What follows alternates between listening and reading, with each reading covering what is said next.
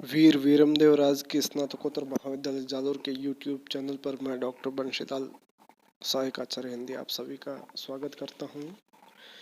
BA प्रथम वर्ष हिंदी साहित्य प्रथम प्रश्न पत्र प्राचीन हिंदी काव्य के अंतर्गत 5 इकाइयों में विभक्त पाठ्यक्रम की प्रथम इकाई कबीर के बारे में कल हमने सामान्य चर्चा की है। कबीर के जन्म स्थान और कबीर की शिष्य परंपरा, उनके गुरु के संबंध में हमने बात की है। कबीर के गुरु का नाम स्वामी रामानंद है और उनके साखियों में स्पष्ट उल्लेखित है कि काशी में हम प्रगट भये रामानंद चेताए। कबीर की रचनाओं के बारे में यदि हम बात करें तो यह प्रचलित पंक्ति पढ़ने को मिलती है कि मसी कागज छुयो नहीं, कलम गयो नहीं हाथ। इससे स्पष्ट हो जाता है कि कबीर दास जी अशिक्षित थे या उन्होंने लिखने का प्रयास नहीं किया। बीजक कबीर पंथियों का एक धर्म ग्रंथ है और बीजक के 3 भाग है, रमेनी, सबद और साखी। ये वास्तविक है। कबीर ग्रंथावली जो डॉक्टर श्याम सुंदर दास द्वारा संपादित काशी नागरी प्रचारिणी सभा से 1985 संवत में प्रकाशित हुआ, जिसका जो मूल आधार है वो कबीर की वाणी ही है। और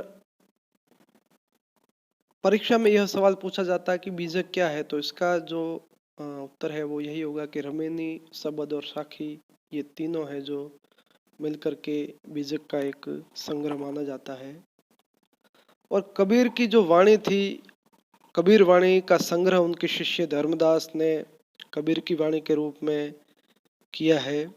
और कबीर की भाषा के बारे में बहुत से प्रश्न परीक्षाओं में पूछे जाते हैं और विभिन्न विद्वानों ने अपने अपने शोध अध्ययन से कबीर की भाषा को उल्लेखित किया है।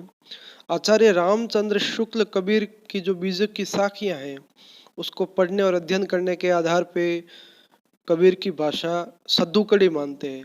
सद्दुकड़ी का यदि अर्थ समझना चाहे तो साधुओं की भाषा, जैसे कि राजस्थानी, पंजाबी, इन दोनों का जो मिश्रित खड़ी बोली का रूप है वह भाषा सद्दुकड़ी के अंतर्गत शुक्ल जी ने माना है।